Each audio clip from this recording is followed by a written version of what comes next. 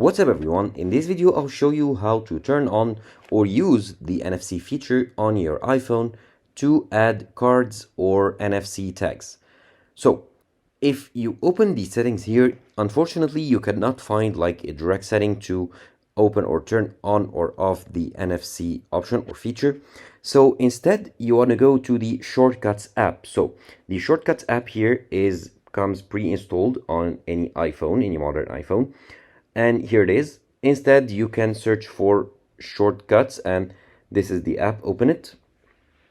And then here from the tab here at the bottom, tap on automation. And then tap on the plus icon at the top right to add a new automation. And scroll here down till you see NFC, which is right here under Wi-Fi and Bluetooth. So tap on NFC. And here you can scan NFC tags or cards.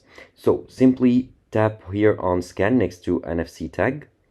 And now your card or tag is ready to be scanned by your iPhone. Now here, simply hold your device, which is the tag or card, to the back of your iPhone, right next to the NFC sensor. Then your phone will read the NFC tag or card, and your device, which is the tag or card of course, will be ready to use on your iPhone.